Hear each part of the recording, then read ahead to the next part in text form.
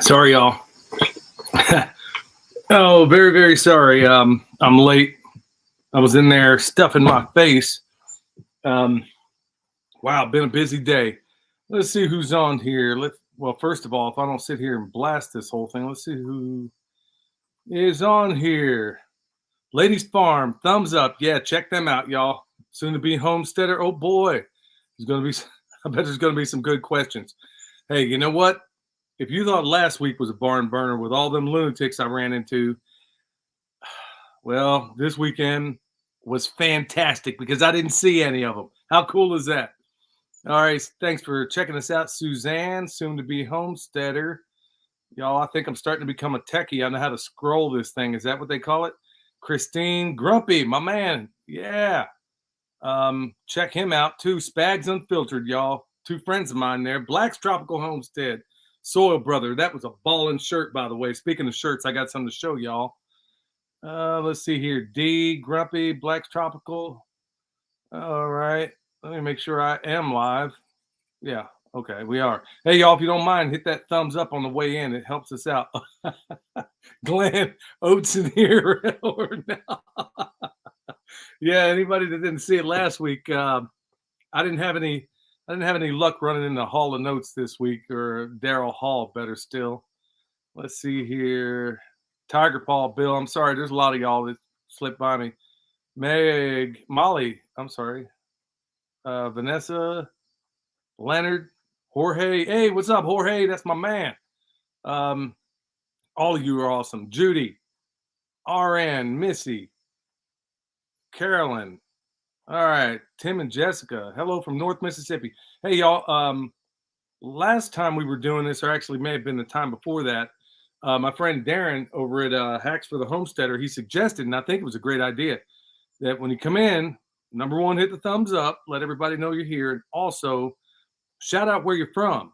And you might be shocked, just like every time we do one of these gatherings, you'd be floored at how many people are that you run into. You might have driven 6 hours to get there, and then you find out that, you know, somebody at this festival might have been down the road. It happened to us. In fact, it happens just about every time.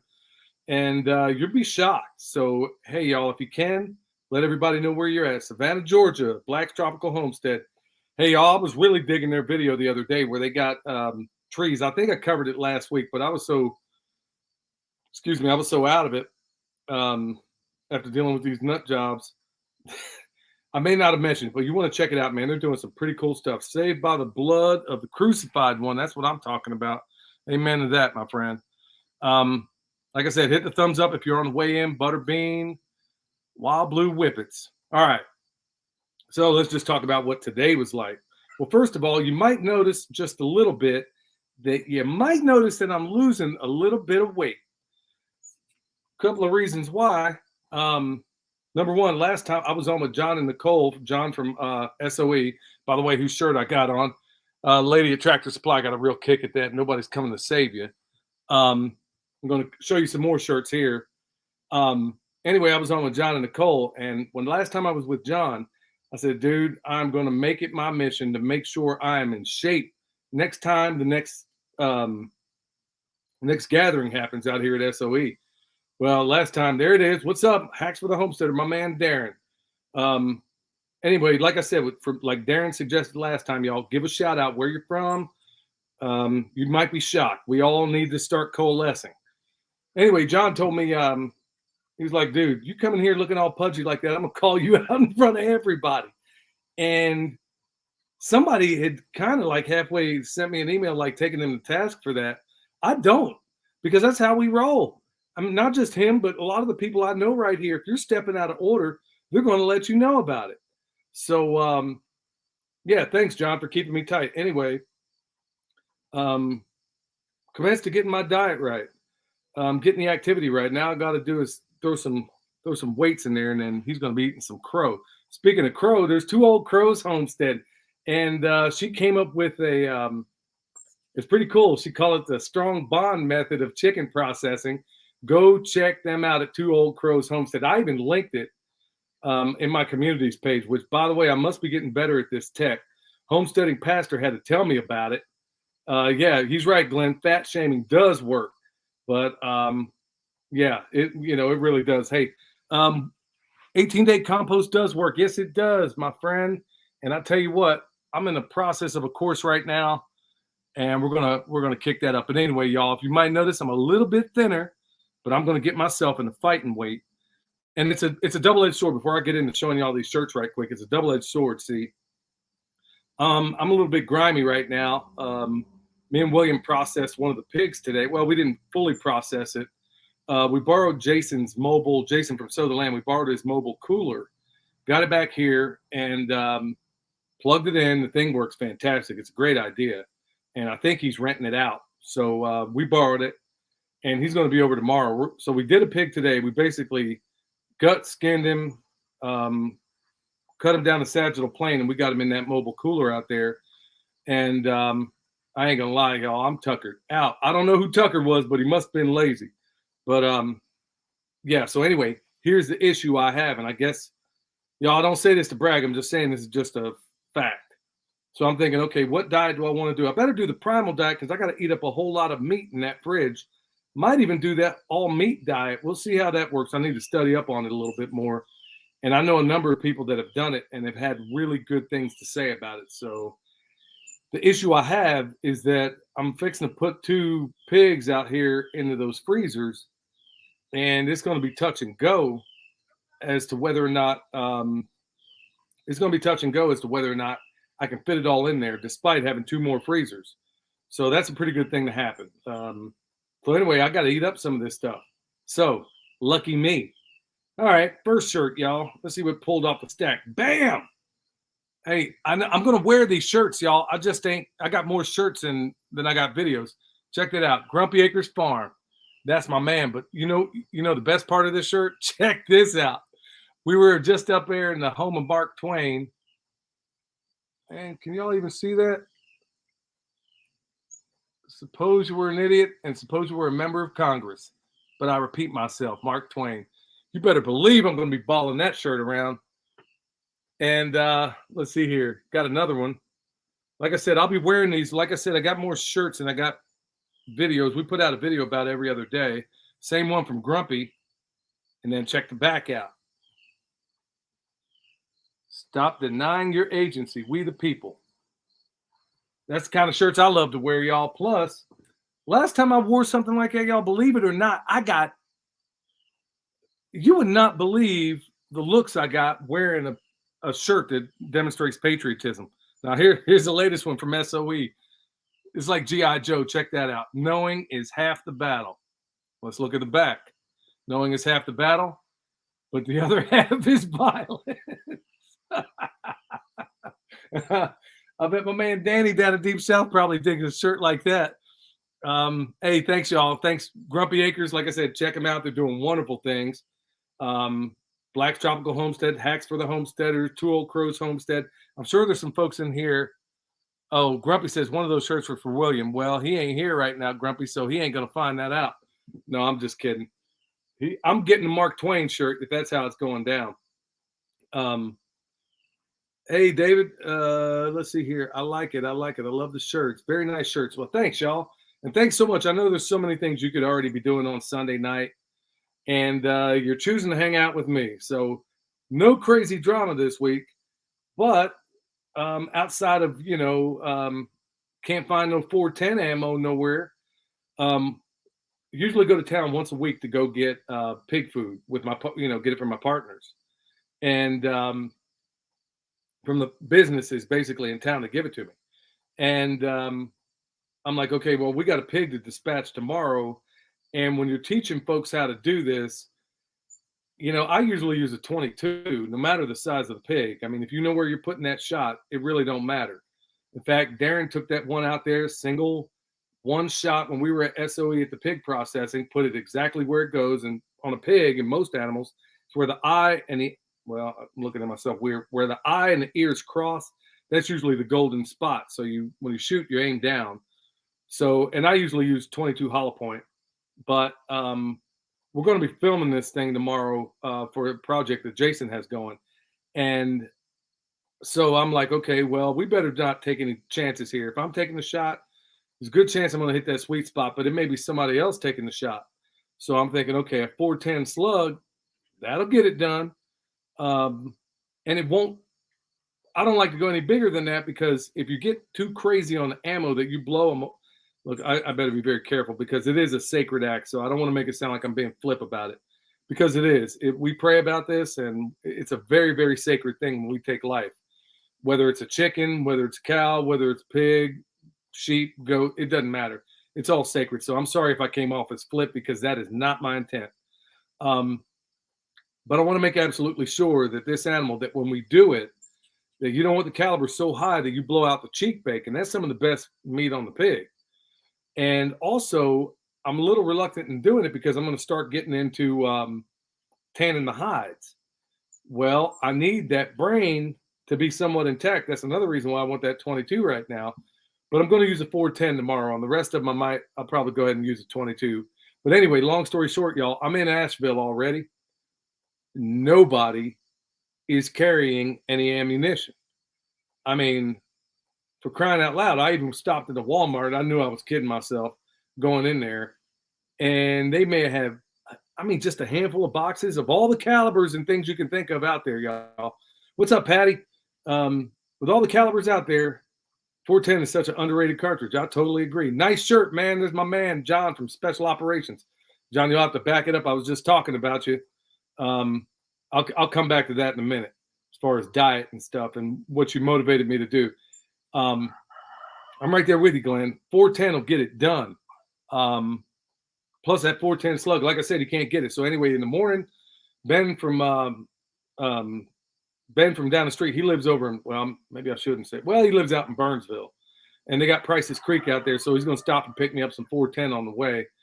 I can't believe it. No matter where you go, Dick's Sporting Goods don't even have ammo no more. And I guess I'm the last to find out about that.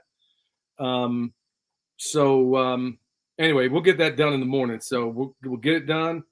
What you got here, Glenn? I put down a 1,200-pound bred heifer with a single, 12-gauge slug. Ethical kill. That's what I'm talking about. Okay. Hi, Billy. Are ducks worth raising or not? Man, that's a double-edged sword for some folks. Hey, John from SOE. You notice I'm a little bit thinner. You ain't going to be calling me fat boy at the next gathering. I'm getting there, homie, but I'll come to that more in a minute. Yeah, anyway, what was that thing there about ducks? Okay, that's a double-edged sword. If I had a vineyard, okay, one of the best vineyards on this planet, where they don't use any nitrates, none of that stuff. The way they keep that place intact is that they run the ducks in the different sections that day. Depending on what you got on your homestead, do ducks make sense? Yeah, you know, they'll help keep a lot of things in balance, such as mosquitoes and things like that. Ducks are fantastic. Plus, I mean, I like the meat. Duck a la Ronge, man, I got all right there with that. But yeah, I love, or Michelle, she's like, you're getting too fancy. It's called orange duck. Well, whatever. I love duck. William came back from Australia. I guess he dispatched a lot of ducks over in there. Yeah, ducks definitely have their roles, but they can be a little bit too much on a homestead too. They can overwhelm a pond if you ain't careful, and you know, they'll basically eat up your gardens too if you don't have things squared away. I lean towards chickens for the most part in the operation I have now. When I do have some pigs dug, not pigs, but when I have a pond done down here, I'll probably get some ducks in there, and they're probably going to have they're going to have a very specific role. Let's see here. Yeah, John, I know he's got some ducks down there. Anthony, yeah, John down at SOE said, wait, you see, yeah, he said he's got some ducks down there for you. He says, I've seen a 410 slug do some crazy stuff. Look, man, I'm going to be at point blank.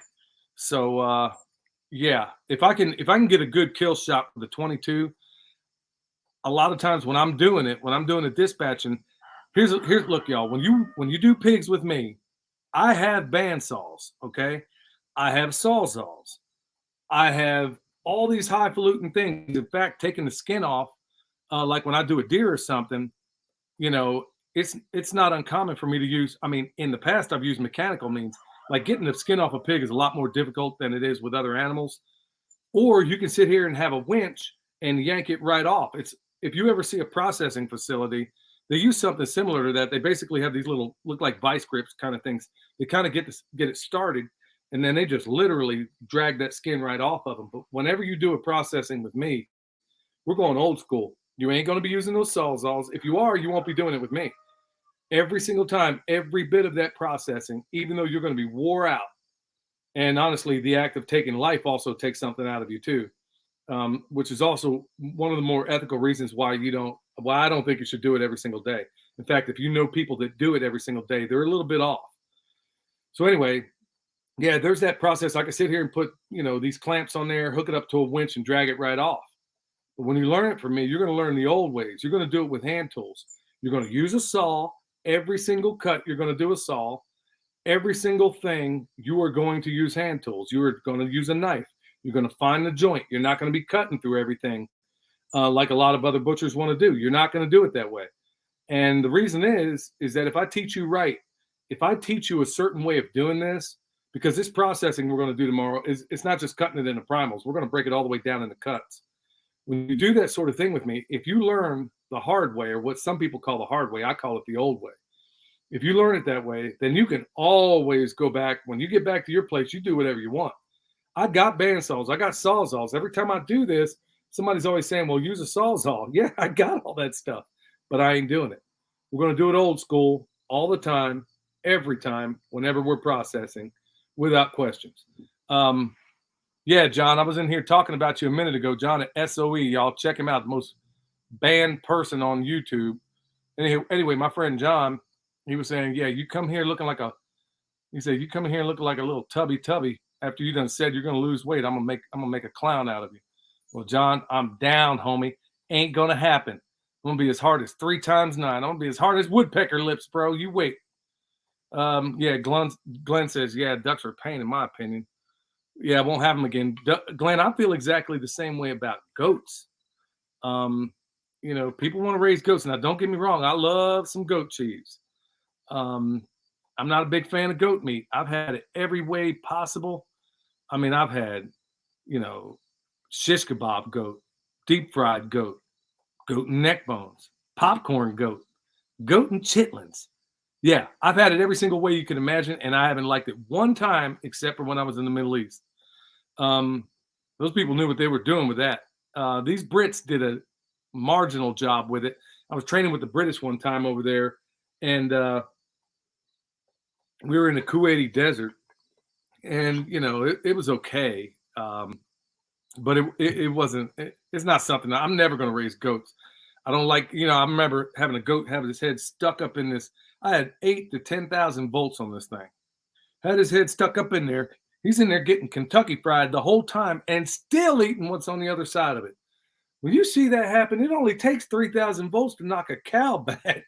And this goat did not care one bit. At the end of the day, I would rather not go with goats in much the same way why people don't want to go with ducks. And for me, it's a management nightmare.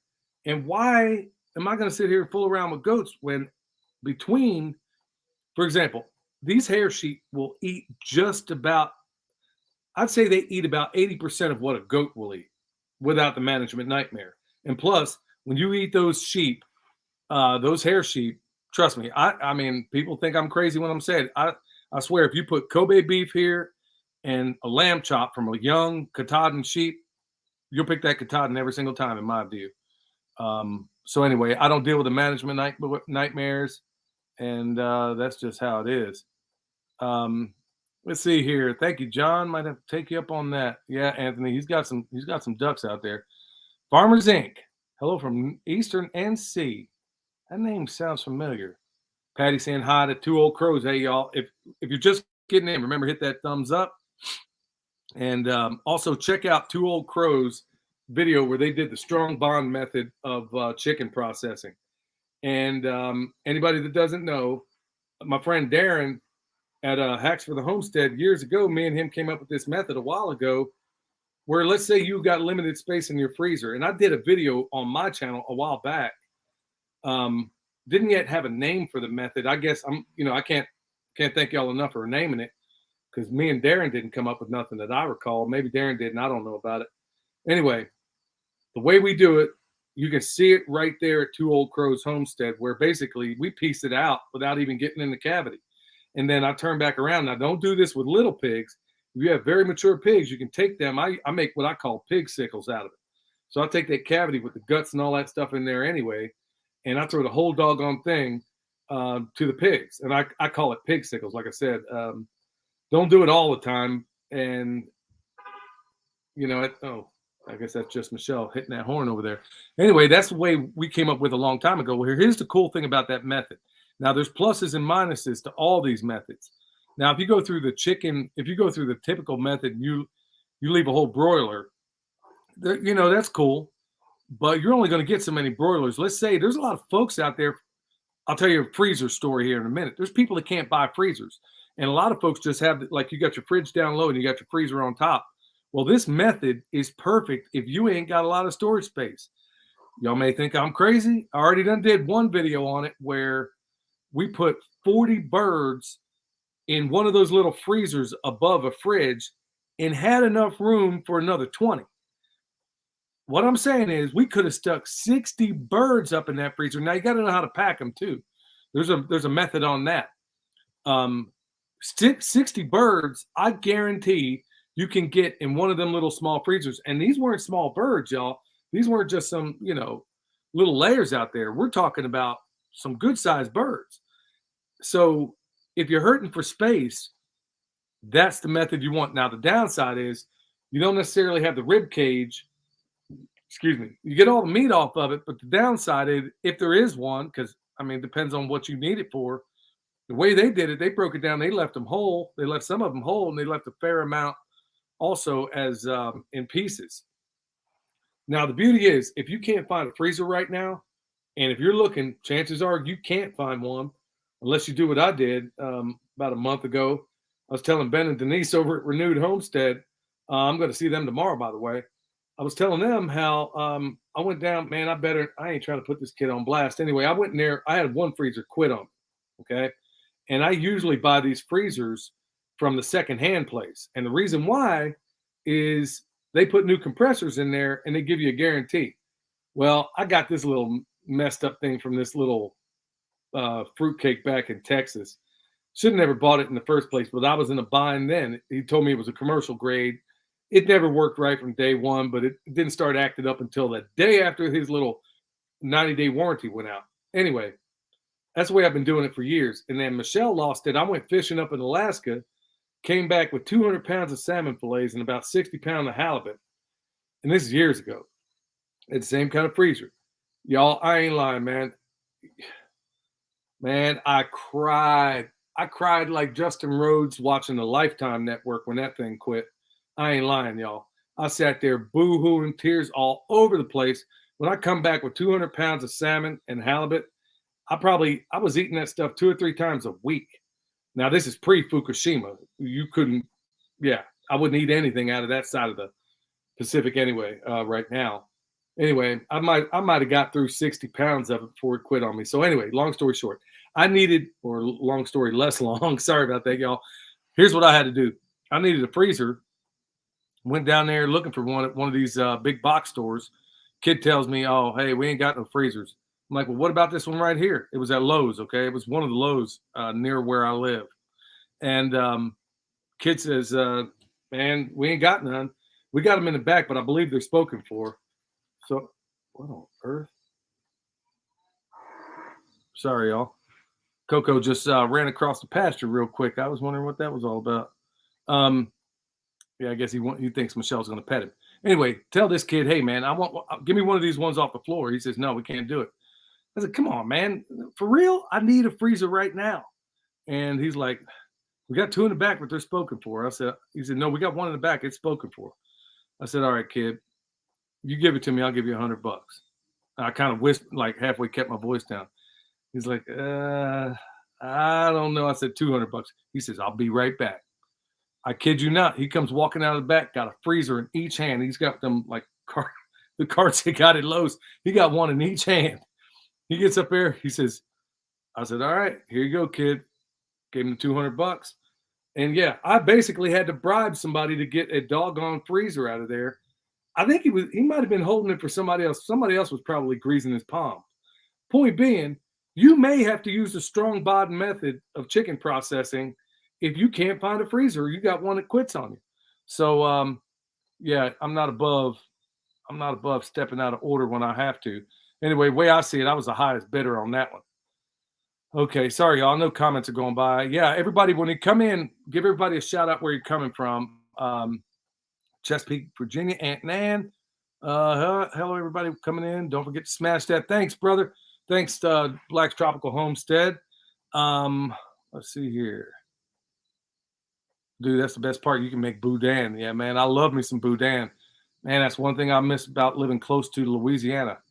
Late to the party. So glad to be here and happy to have met you and William and Hannibal. Hey, Mark and Christy Nichols. Hey, pleasure to meet y'all as well, y'all. That was wow. That was man, to be in the town. I probably the only I quote the Bible more than Mark Twain. That's the only source. Okay.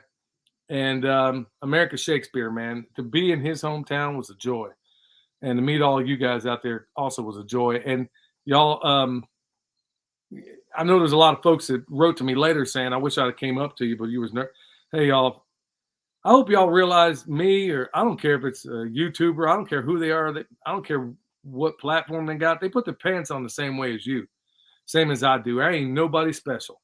I'm very flawed. In fact, Michelle, come on over here. Tell these people how messed up I am.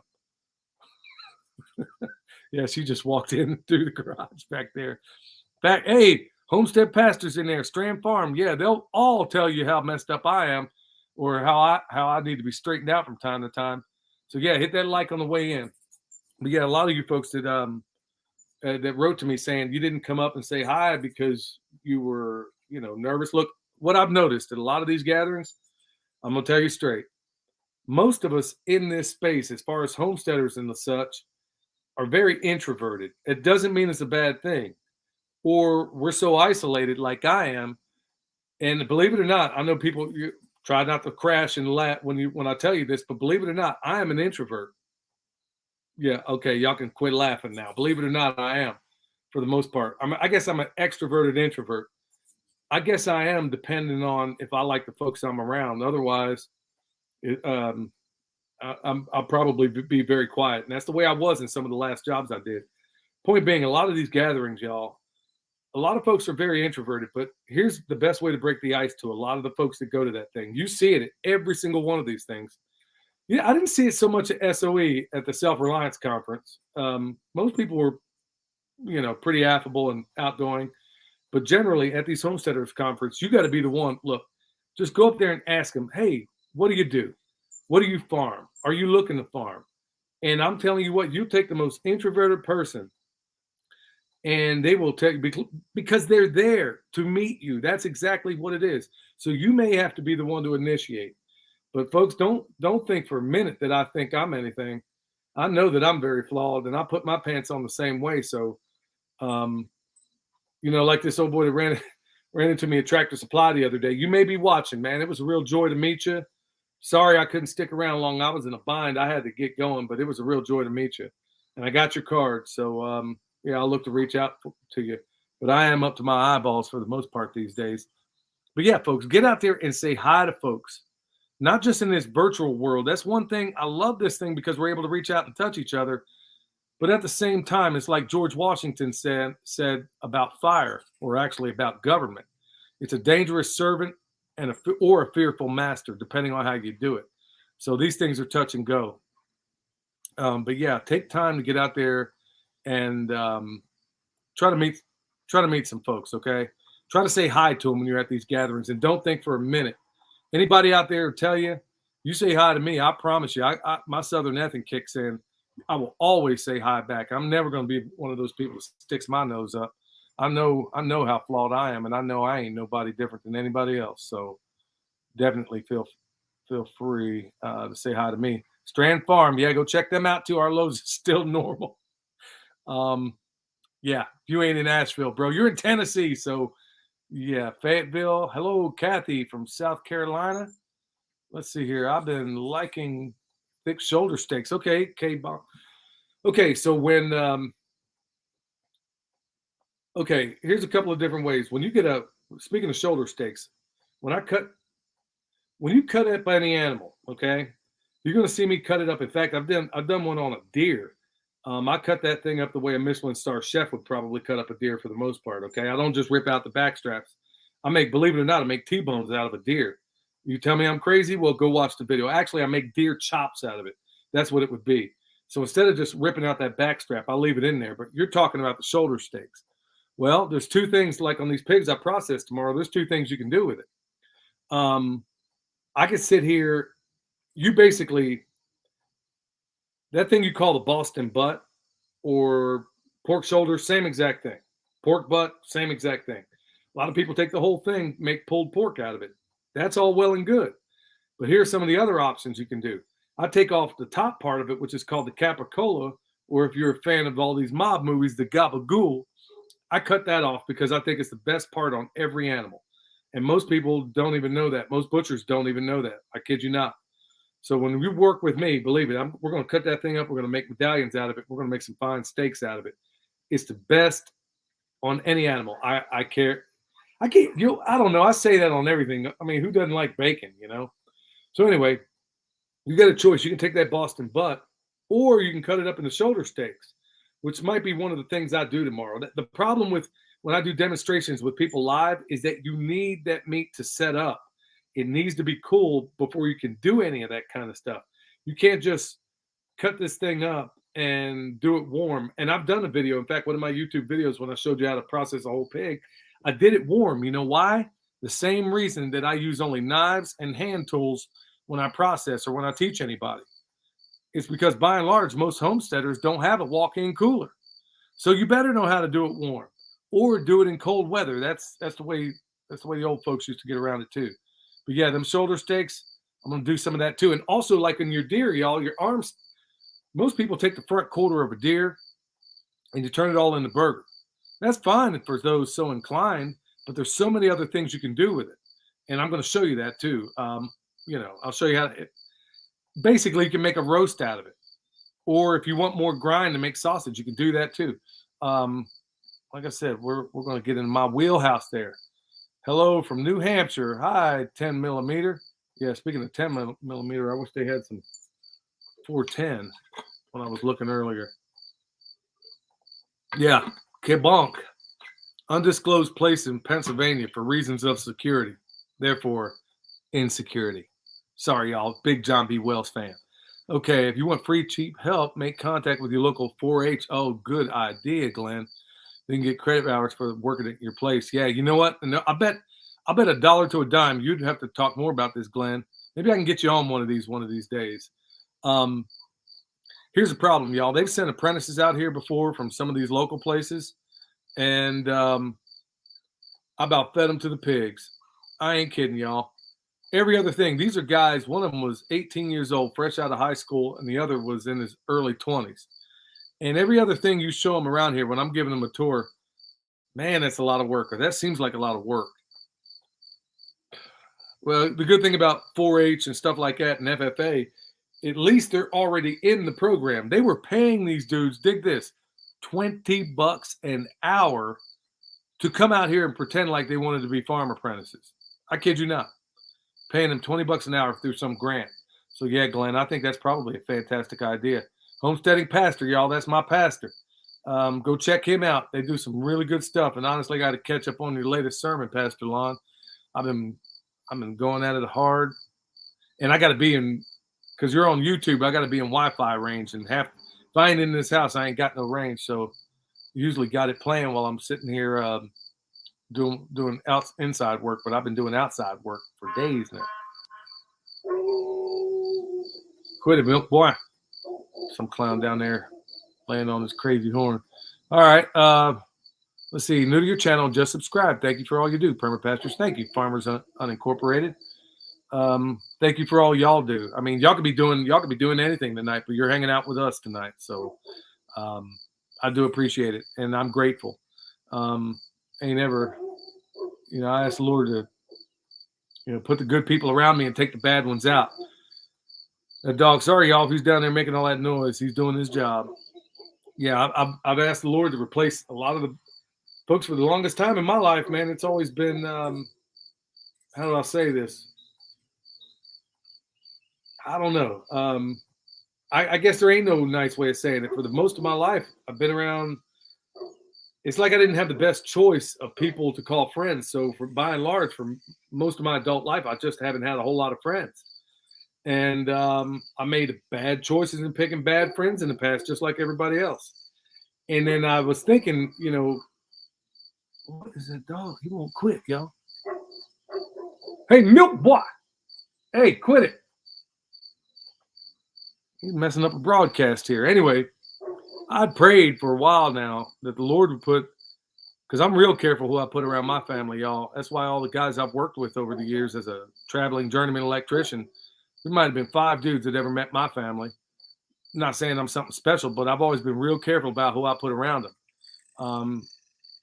And ain't saying there ain't nothing wrong with some of these folks. We just ain't walking on the same path sometimes.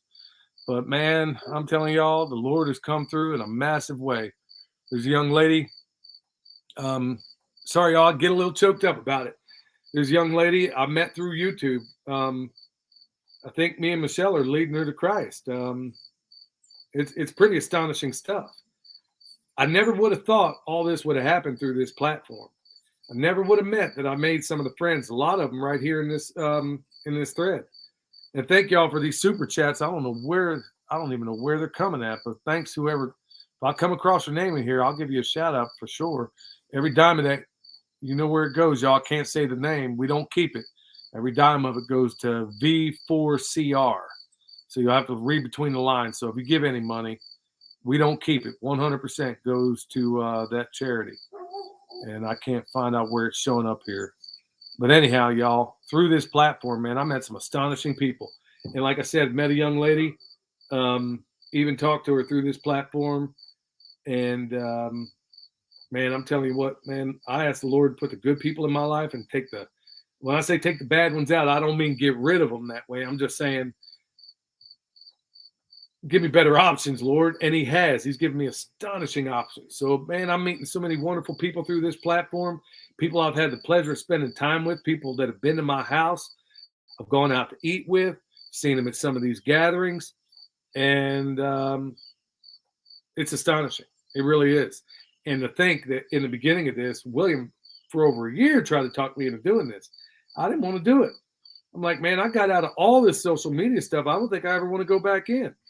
And it's been a joy, and it's been humbling, and it's been really astonishing. Like I said, I mean, I had never, man, I never thought I'd be the one planting. I think in the past I planted the seed, but I never thought I'd be the one to see it water and grow. Lord gives the increase, like Pastor Lon always says. But man, I never would have thought that the opportunity to be the one showing this person the way is astonishing, especially given the troubled background in which they came. Just amazing. And it all happened through this platform, y'all. So thank you so much. Let me quit getting all teary-eyed here. And by the way, if you haven't yet, we got a podcast. We've been putting it out twice a week, or trying to. Last week we were slipping and put it out once, but we've just been up to our eyeballs. Yeah, the Permaculture Pimpcast. You can find it on, and I do it. I got rid of the whole pimp thing, but I do it on that platform because so I ain't counting little kids.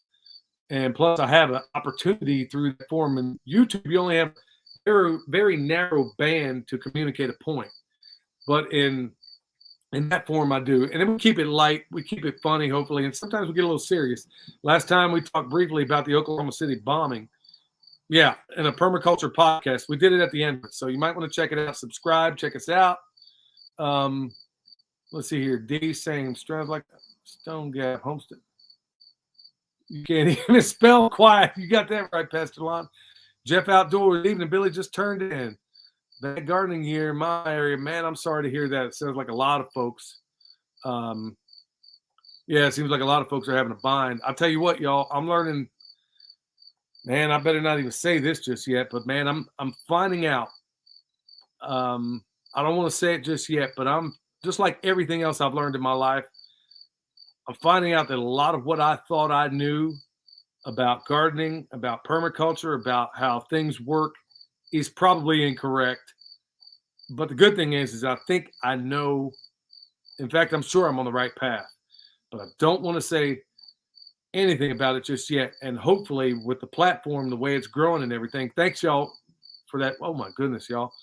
Y'all are really breaking bread. And all of it goes for V4CR. So, like I said, every dime that goes where it's supposed to. Is basically going to go and help all these kids that are being. I got to think how I'll say this, y'all. They will cut the feed, believe it or not. I can't even believe I can't talk about this without them cutting the feed. Kids that are being treated like cattle. Okay, I think they won't cut it if I say it that way. Kids that are being treated like cattle. There's former military people that go out there and they drop it down on these people and they get them kids back. So that's where all that money goes. Thank you so much, y'all. If I come across who's sending it, I'll let everybody know. For some reason, sorry, y'all, I'm something of a luddite. But anyway, as far as this gardening and stuff, you got to stay after it. Just stay on top of it. Keep composting. Keep doing everything you can because things are getting more and more real. Ask Kermit. Thank you for the sticker. Okay, I came across that one. Plan on ordering some plants come spring. I live in northern Kentucky, so winters are very cold. Should I dig up and keep in the garage? Some plants come spring. I don't know what you're talking about there, Lynn. I don't know what plants you're talking about, but generally, I like the ones that I don't have to dig up and bring in. We do have some Meyer lemons down there and some limes, but they're down in the greenhouse, and I think I got a pretty good idea on how to cool that. In fact, I'll just go ahead and tell you, I'm thinking about doing a whole house rocket stove inside there, inside that greenhouse. I'm sure somebody's done it before. I'm just going to have to go ahead and get that set up. All right. How do we get an appointment with William for a site visit on our property? You'll have to email him at permapasturesfarm@gmail.com. I know he's up to his eyeballs right now. Coco's down there tripping. Let's see here. Oh, shoot. What did I do here? We need to get you a kilt so you don't have to put your pants on at all. And I never understood that kilt thing, man. I don't know, man. I'd be worried about the Franken beans getting all messed up, being out here doing the work I do. I don't know how anybody could farm in a kilt, but I'm sure somebody's doing it. Plus, I used to wear shorts all the time through the hot weather. I almost never only time I ever put on shorts is, my sleeping clothes or whatever. That's about it. Let's see here. Hey, yeah. See, you're all making friends in there. This hacks with the homesteader with the homesteading pastor. Two very good friends of mine. I'd like to hang out with you, Justro, and William, Kit. Oh, well, you know what? I like to hang out with you. That's why we go to some of these things. We went to the last one. We ran into Grumpy Acres, ran into Hacks for the Homesteader. Both of them got great YouTube channels. Good friends of mine, y'all. So go check them out too.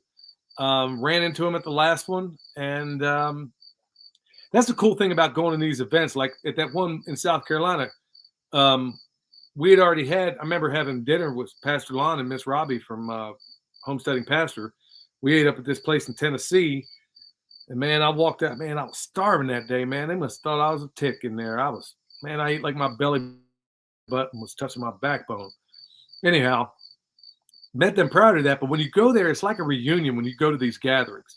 So whether you go to the one at SOE, which by the way, y'all, if anybody's wanting to know how to do how to lay out your food forest and how to put the guild in it, we're going to be doing that class right before the next Self-Reliance Festival. So hopefully William can link it in here. If not, I know it's in some of the videos. But yeah, you go to these things, y'all. It's like a doggone homesteading homecoming every single time. No prima donnas. At least I ain't ever seen none. Everybody gets along. And it's probably the only real fellowship a lot of us get or feel like we can get. Like, often when I text the homesteading pastor, we always, and a lot of my friends on here, we always wish that we lived in, we all lived in the same spot. I tell you what, my ship came in and somebody just dropped 20 million bucks. I'd buy this whole mountain. I mean, all of Chestnut Mountain. And I tell you what, I can already see it right now as I'm looking out through these mountains, y'all. Let me see if I can show y'all what I'm talking about here. Well, you can't hardly see up through them trees.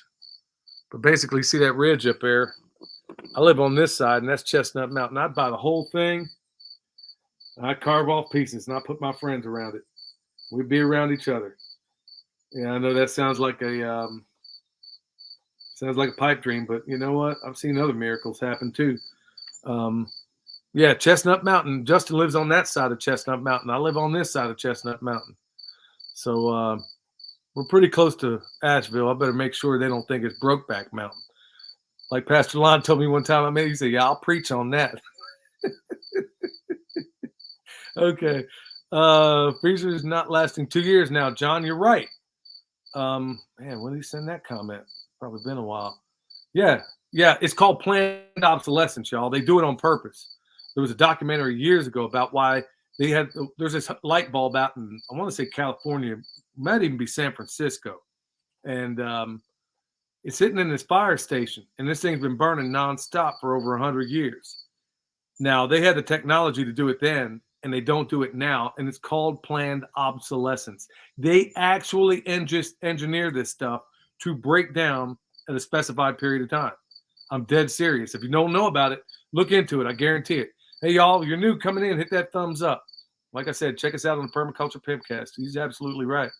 Judy from Galveston. Been a while since I've been there. Yeah, me and Michelle swung by there after a wedding last time. Good evening from Spring, Texas. Yeah, keep shouting out where you're from, folks. Mark says, I haven't had a good steak in years. Grocery stores have garbage. Mark, let me tell you a little butcher's trick. And for anybody else out there, you go buy some of that meat under plastic, not criticizing y'all, folks. That's, in fact, beef is probably going to get pretty cheap here for, not very, and then you're expected to go through the roof. So if you're trying to fill some freezers, probably right now wouldn't be a bad time. Here's a little butcher's trick. When you buy that meat under plastic, don't do it with pork, but you can do it with lamb. You can do it with beef. Take it out, stick it on a wire rack, sit it up in your fridge for a while, let it sit for about 3 or 4 days. And it's going to draw that moisture out of there. You're going to do what they should have did already before they put it under plastic. They should age that stuff.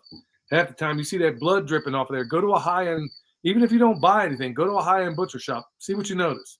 You're going to find out them steaks are dry as a bone because they should be dry aged. And that's what they're supposed to be doing in these stores. But you can kind of replicate that. If you doubt me, go get a steak. Go get a pack of steaks.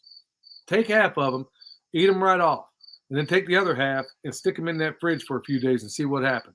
It ain't even going to taste like they came out of the same pack. But like I said, that's a butcher's trick. And it works. Gotta go jam. Yep, I hear Strand Farm. My friends over there. Look forward to seeing y'all again. Yeah, Kip says jowl meat is pretty good. That's what most people don't know about. That's right. A lot of folks, there's some folks I know that make jowl bacon. And believe me, that's fantastic. Thanks again, y'all, for those super chats. They all go to help kids that are being treated like cattle. And I can't say what it is or they'll bust this feed down like they did when I was on with Bobby from Spags Unfiltered. Billy, would you travel to Eastern North Carolina for a butcher demonstration for a pig sometime next year? It's touch and go. I'll be honest with you, man. We kind of overbooked ourselves this year. It's like every other. I got this little span right now, but it's like week after week after week, and everybody and a great grandmother's hitting us up about going to these conferences. And I'm honestly thinking if it ain't that one in South Carolina, if it's close to me, I'll go. But I can't really justify the cost going plumb over to Missouri because you don't. At least I didn't make the money to justify it. We got a booth and everything set up there, and but honestly, I'd have gone just to see my friends there. I mean, no journey's too great when you find what you're looking for, right? But as far as coming out there doing a butchery demonstration, I really don't know. We'd have to see what we can do here. Because the truth is, I've been so doggone busy that we're behind on a lot of stuff out here on my farm. And the real balancing act with all this is trying to evangelize this information, evangelize my faith, evangelize, and at the same time, not let my own stuff go by the wayside. That's the real trick to all this, is because this farm, even though it's a real life working farm, we eat and process our own food here. It's also a lot of R&D, and it's also a lot of work when I go away or when William goes away, because we really do move everything every single day. So when it's all on Michelle's back, and she's got back issues. She'll never tell you this, but I mean that woman's as hard as woodpecker lips. But she'll never tell you that. But she's got back issues, and every time we go and we leave, we kind of leave her in a bind. So yeah, so it's touch and go on that. So just reach out to me. We'll see what we can do. But man, I'm trying to. That's one cool thing about this platform is we're able to evangelize this stuff electronically. But it's kind of hard to beat the in-person thing unless you're doing a very detailed. If you have a like Jason from Soda Land, he's coming out. Unless you have a really balling videographer, you know, it's kind of hard to do. My okay, double A perma pastures. My compost pile went cold in a week. So let it sit cold for a while before using it, or get back to heat it up. Okay, a lot of times when that happens, when your fire goes out in your compost pile, the number one problem that we've seen is that it ain't big enough. That's usually the number one culprit. You need at least a cubic yard, and in fact, you'll find out that it works even better if you can go more than that, much more than that. Don't go 3, but if you make it more than a cubic yard, that's usually the number one. And if it's not heating up, there's a good chance. If it didn't heat up at all, it's a good chance you didn't have enough nitrogen in there to create that reaction. Um, yeah, so consider that. Glenn, thank you for that. 1999 power tools equals too much bone dust and chips. That's a very good point, Glenn. You're going to get that bone dust. See, here's the problem. When it comes to bone dust, a lot of people get your meat and you wash it off when you get it from the grocery store. Well, if you bought it from a high-end butcher shop, they spent all that time getting the moisture out of the meat. You don't do that. That's why you cook it on a temperature that'll get rid of any problems. When you, like Glenn's talking about, when you get too much bone dust in there, that's an opportunity to screw up your meat. Every single time you get a bunch of bone dust in there. So, yeah. Plus, the blades on those Sawzalls, man, there's been times where you can get in there. I mean, man, don't go using a tree pruning blade if you're in there doing this. Please don't do that. You're going to hate yourself for you if you do. But at the end of the day, if you're butchering with me, y'all, you're going to be doing it by hand. So just know in future courses, like out at SOE, there also there's discussion and when to do this comprehensive butchering thing. The working title for it now is going to be Butcher Fest. The idea is to do some pigs, sheep, maybe goats, lambs, ducks, chickens. Even going to try to rope Joel Salatin in for that. Look, if you go to that, just know right off, if I'm teaching it, you ain't using no power equipment. Otherwise, you won't be working with me. You learn how to do it the old way, and then you can worry about doing it another way. There you go, right, Bobby. Spags Unfiltered. That's a lot of work. Spoken like a true oatmeal. Leave it to Bobby to come up with some good, awesome comic relief. Let's see here, y'all. Sorry, I'm missing so many of your responses here. Thanks, Anna. Received my comfrey order. Thank you. Hey, y'all. When it comes to comfrey, I know it says it in the pack, but I'm getting a lot of people writing to me saying, hey, my comfrey ain't coming up. I put it in potting soil. Well, it is a dynamic accumulator, y'all. So even though it's in the directions, if you're hearing me now and you got that comfrey, make absolutely sure you don't put it in rich soil. Don't put it in compost. Don't put it in potting soil. The worse the soil, the better that stuff does. But make sure you keep some water on it till it comes sprouting out. And then once it comes popping out, y'all, it's off to the races. In fact, we've done experiments with comfrey. This is no joke, y'all. So when people tell me, hey, it's not growing, the number one culprit is usually you put potting soil in it or you put compost on it, or you didn't water it. And even in those cases, in the dead of Texas, it still came up. I mean, we've abused that stuff 30 ways to Sunday. So, and plus it may take a while when it comes for the roots. If you plant crowns, they get off and running much sooner. But when you got roots, it's another story altogether. Let's see here. Yeah. Turning in from Lancaster. I'm sorry. Almost messed up, Dan. Tuning in from Lancaster, Pennsylvania. Yeah. Loving the Pimpcast, especially the Gap Band music. Man, I'd have never guessed somebody from Lancaster. And yeah, that's how you pronounce it, y'all. It's not Lancaster. It's Lancaster. Reason why I know, I used to live there when I was very, very young. Went back. So that used to be my early stomping grounds before we moved to Oklahoma. I was, I think we were like 10. Mark, yeah, Milk Boy, he's out there doing his things. Except for Spags, he's special. Yeah, Glenn says, I got it in good with the FFA teacher. I asked her to recommend a student for work at our farm. Well, that's really great. y'all. And that's another good way. I'm glad Glenn brought that up because it never did occur to me. Can't believe how dumb I am sometimes. It never did occur to me to go to FFA or anything like that because these are people that already are demonstrating an aptitude for doing this kind of work, not some little Marchie out here that's getting paid to come up and come out here. My niece Kendra, she rolled out of here and saw this little dude had purple hair, and he comes out here, Velcro shoes and a fanny pack, and you're telling me you coming to work? Nah. Yeah, Velcro shoes and a fanny pack. You didn't come out here to work, Jack. That's what you got on. Saved by the blood of crucified one. That's right. Praise. I love the way you roll, my friend. Billy, with 3/4 EMT be a good material for a chicken tractor? Yeah. There's a really cool method for doing this. Okay. It's called, in Australia, they call it a chook dome, where you can make something of a dome out of that. Now, I am a journeyman electrician, and yeah, I know how to bend conduit, but I don't know that you would have to be to make one of those. Check out, and let me think here. Let me get my mental Rolodex. You want to watch a video from Pineapple Pear, Australia. Here's what they do with that thing with the conduits reminding me of it. So what they do is basically make a dome out of this stuff. Okay. And it's a really awesome system, y'all. You'll have to look this up. It is a really cool system. And a lot of other people might want to replicate it. So anyway, imagine a bunch of little areas that conduit made shelter fits over. Okay. The chickens are always parked in one of those areas. So they leave the chickens in there. Whatever they didn't eat, whatever they didn't pluck, they leave for the chickens. And this dome fits perfectly over the area where they're growing. Chickens go in there, they do what chickens do. They scratch, they do whatever, they till, they take all that stuff. And then when the chickens run out of food, they start slapping it in the door with whatever they got. Well, then the chickens prepare those beds. Okay, as soon as the chickens are done, they get them out of there, move them on to the next little round thing. I want to call it purple pineapple, something like that. Man, doggone it, I'm going to have to find it. Anyway, they use that EMT for that. And that's electrical metallic tubing for those that don't know. Dude, one soul save makes it all worth it. You got that right. Two old crows.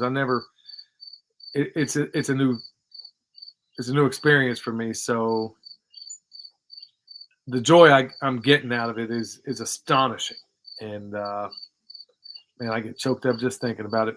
In fact, me and Michelle had a little call with her tonight. She was having some spiritual warfare issues, and we prayed for her. This is the second time we prayed for her. And she said right afterwards, it felt like a ton of bricks off her shoulder. So, yep. Can't be more happy about that. The Davy lately, I've been a journey on being born again. Christ, brother. Amen to that, brother. I don't always get it right, y'all. Sometimes I got to step out of order. And Homestead Pastor's been real good about putting me back on my tracks, but trying to make sure I don't step out of order, y'all. Especially when I'm going to Lowe's and I'm in here losing it from some of these nut jobs. Hey, thanks, John, for the $20. He was in a bind and way behind and willing to make a deal. Yeah, John. Yeah, like I said, I'm losing that chub, homie. Thanks for the kick in the pants. And that's what your friends should be, y'all. And there's friends right here in this forum. Look, y'all, we don't need yes men or yes women in our lives. You need people that call you out. If you're stepping out of order, I want to be made right. But, so many of us are thinking, oh, maybe I might offend this person. Well, maybe they wasn't meant to be a friend anyhow. Solomon wrote all about it. You should be willing to accept some criticism. And honestly, I was thinking about doing one of my next podcasts on that because it's been a big deal for a number of people that I know and have known personally. For example, foolish pride. Foolish pride. You know how many marriages foolish pride has ended? You know how many farms foolish pride has ended? Do you know how many people that are doing stupid methods that they know are wrong because of foolish pride? Well, I'm thinking I might go ahead and make that next podcast out of that because, and honestly, I've got my faults, y'all, but I don't know that foolish pride. I mean, trust me, I got a whole variety of other faults, but I can honestly say foolish pride ain't never been one of them. I remember like talking about that EMT conduit. there was a guy I was working with. His name was Todd. It was back in Oklahoma, back when I was an apprentice. And there was this girl working with him, and she was very capable. She was a good electrician. And he sat there, tore down an entire 200 foot of 3/4 inch conduit because he couldn't get a fish tape in it. Well, first of all, he didn't put a junction box in it to begin with. There's part of your problem. Number two, he didn't want the girl to put her hand on that fish tape because if she ever got it through, he was afraid she might tell the other guys.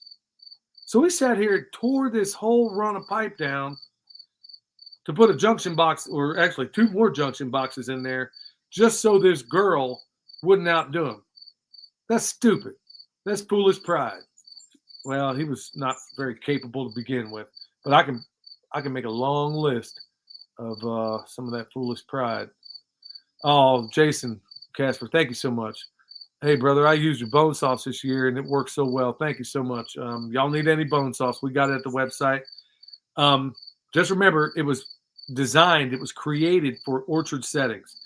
Some people have started using it in garden settings and have had great luck with it. But just know that if you buy it, that it was meant for orchard settings. Now, some people, I mean, these deer, Justin down the way was telling me that, a lot of these deer are doing things.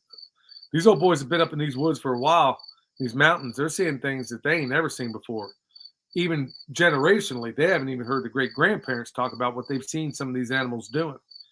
Only thing I'm worried about is seeing some mama bears coming out of these woods, or I keep having these daydreams about Michelle coming across a couple of cubs rolling up out of these woods, and then her and Kendra trying to bring them home. Nope, ain't gonna happen. I can see it happening though. Well, thank you so much, Jason, for your purchase, and thank you for all the people out there that have bought it. Thank you for anything you bought from us, y'all. We try to buy stuff that you don't ever need again. Just remember, on that bone sauce, speaking of animals doing weird stuff, before I could just paint the trunk going up, and that was good for the deer. I had to turn back around on some of these. They came in, they literally went past the ones I had bone sauce on and hit the ones I didn't. So I went back there, put it on there, and had a problem since. So it's painstaking, but you may have to stick this stuff in between the leaves. But I have had to do that because it is the growing season. You don't want to get that on anything green. But thank you. Thanks a million. And thank you for your money that you donated there. Like I said, it's going to go to help kids that are being treated like cattle. T. Paul, thank you so much. Oh man, she says Pastor Lon's message was powerful this morning. I'm glad he started doing this. I'm glad. Look, y'all, if you're like me and you can't find a church anywhere near you, or frankly, maybe I just haven't put in enough effort. This is where I go to church, at Pastor Lon's church online. So that's where I've been going. And I encourage y'all to do it too. Man, I ain't heard a message yet that he hadn't hit out of the park, and I'm looking forward to hearing this one. Just ain't got around to it. Don't take this the wrong way, Pastor Lon, but I'll probably be listening when I jump in that shower.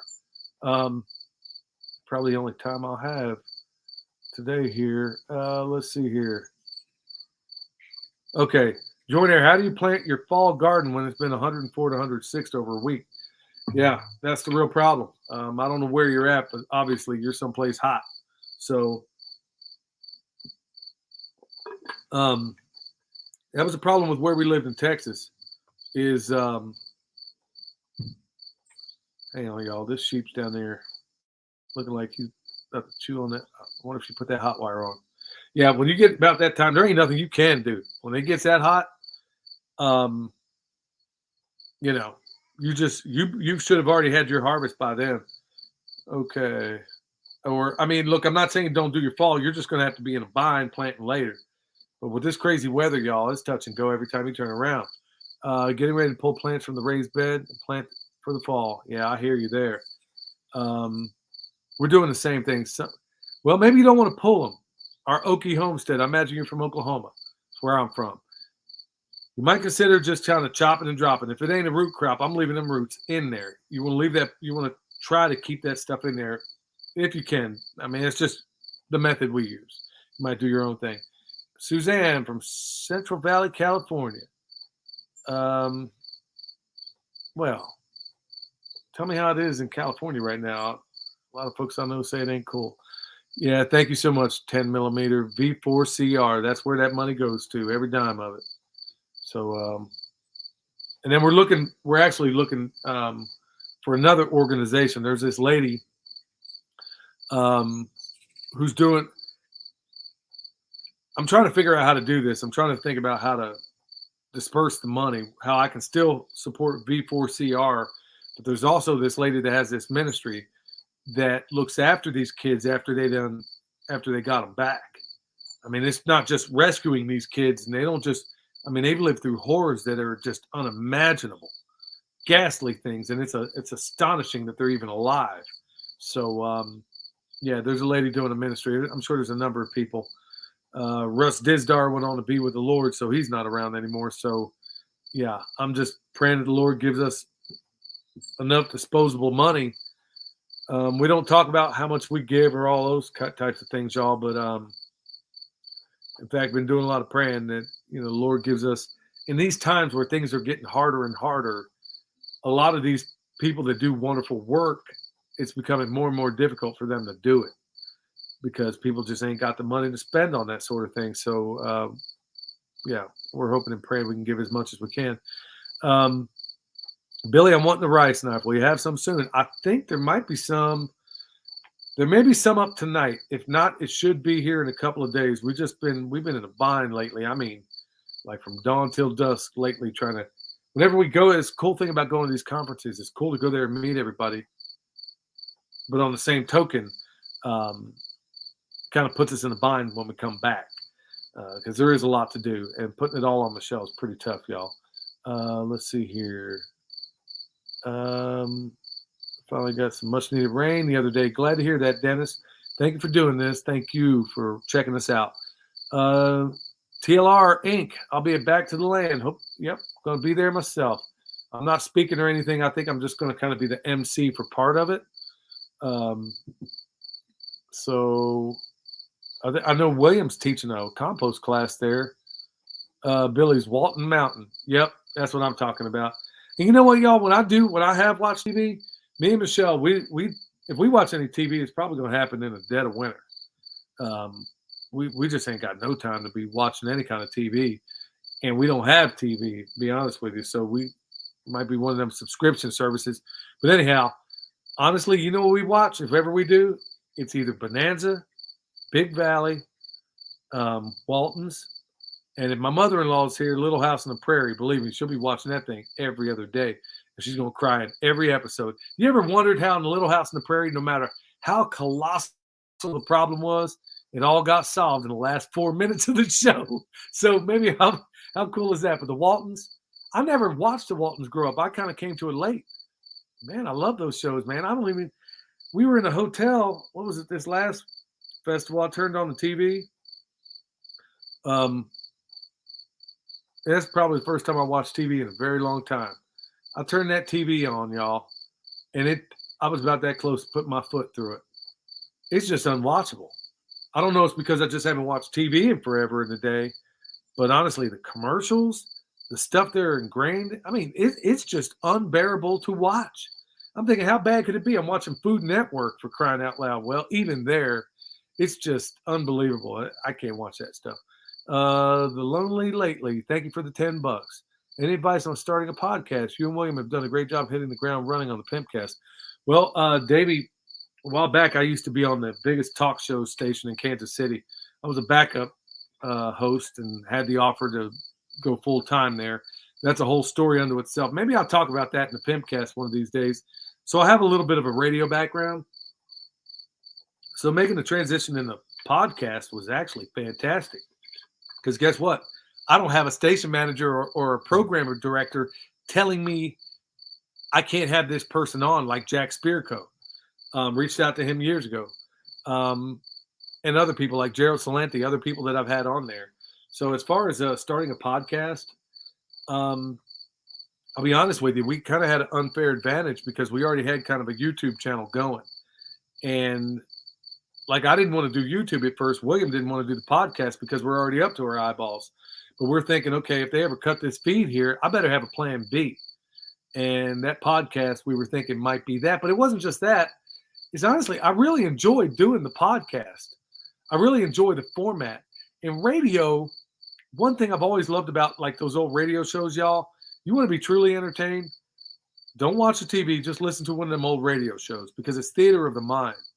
It's just like a book, you know, you create like a guy with a whole lot of sense once said books are beautiful because they create visions and ideas for those who have not themselves seen. Um, Radio does pretty much the same thing. It's something about the spoken word without the visual being in it that honestly I love. And plus, we can go into great detail that way. But as far as you getting started, honestly, I hit up Nicole Sauce from Living Free in Tennessee. Got some really great advice from there. She's like, you can start from your phone. You really can. Um, you know, you can do it really from your phone. And honestly, some of the advice I give is some of the advice that I got when I was doing radio is don't worry about how many people you initially meet. Just worry about putting out some heartfelt stuff that you care about. Trust me, there's somebody in this world that cares about what you care about. There's somebody out there that's going to resonate with what you're saying. I don't care if you're in the model trains. There's somebody out there that wants to hear that, and you'd be shocked at what doors that opens. As far as um, format, excuse me, we try to keep it light. Number one, because there's a lot of heavy stuff going on out there. We have touched on some deep stuff, but just briefly. But also, we spend a fair amount being able to get into questions that I can't get. A lot of people send me emails, and some send some rather lengthy emails, and I want to respond to everybody, but I can't do it. So this format, I can go into great detail about some of these questions, and you can likely do the same. I don't know the nature of the podcast you want to do, but I encourage as many people, if nothing else, man, this YouTube and podcast space has opened up a lot of doors in terms. It's not the business opportunities. It's not that at all. This is the friendship opportunities. I met people here that are now becoming my best friends. Like I said, got a lot of acquaintances out there, but I don't have a whole lot of friends. And I'm more selective than I ever have. And the good Lord has put astonishing people in my world. And some of the people that came back into it, I haven't got, like with Bobby Spags, me and Bobby kind of lost touch years ago. Wasn't on bad terms. We just lost touch. I moved out of Kansas, and he kind of went his own way. But through this forum, been able to reconnect with a whole lot of wonderful people. So yeah, as far as a podcast, just be true to yourself, man. Get on there, try to be entertaining. That's what a lot of permaculture podcasts don't have out there. And I think, sorry, y'all, I know the light's getting low, and I'm gonna have to get rolling here because I got pigs to feed. Last supper for at least one of them. A big female out there, she's got to weigh 350 at least, probably pushing 4. Good thing we got help tomorrow. But anyway, yeah, as far as those podcasts go, yeah, just be true to yourself. Believe me, somebody out there wants to hear what you got to say. Just email me and tell me more what your idea is. If it's a farm podcast, many people just do a very just the facts ma'am kind of podcast. I try to make it entertaining just the facts ma'am kind of podcast. Hello from Greenfield, Iowa. Thank you so much for checking us out there. Where do you source your bare root trees locally? I'm just over the hill in Waynesville. I'll be honest with you, Michelle's done a lot of that. She's hit Tie Nursery. There's a couple out of Texas we use. Yeah, and honestly, we're going to start grafting some, y'all. I ain't kidding. The guys that come over tomorrow, I'm going to let them try some of this peach. We're going to pull some peaches off this peach that honestly doesn't have a name. There's no rootstock on it. Man, I'll tell you what, people are going to be buying that peach. Everybody's going to want this peach if you ever taste it. I guarantee it. Two Old Crows giving a shout out to Pastor Lon again. Hacks for the Homestead. Y'all, I'm going to have to start coming to the end here. I'm sorry there's so many folks here and I haven't gotten to your. But look, y'all, if you have any notions of doing a YouTube channel or anything like it, I got to say it's going places. The net positive far outweighs the net negative. I've had, man, a lot of you folks in here right now, man. It's been a joy to get to know y'all. Well, hey, y'all, it's getting late. I got to get over there. Like I said, well, I still got a little daylight to get over there and get them pigs done. So stay tuned for that. Check us out on the podcast, Permaculture Pimpcast. I think William will probably link it down below if he hasn't. If you need anything from us, bone sauce, comfrey, got all that stuff at the website, permapasturesfarm.com. Be looking out for the rice knives. I know William's got another batch on them, but like I said, he refinishes all of them and puts a good paint job on them, and then we'll send them on out the door. So thanks a million, y'all. Thank you so much for your support. Let's support each other. And like I said, just like I started this whole thing with them t-shirts, let's wear each other's stuff. Let's promote each other. Forget these just all blacks tropical homestead, man. That's a cool shirt they gave me the other day. There's more shirts and I got videos to do, y'all. So that's why I showed them right now. I'll wear them.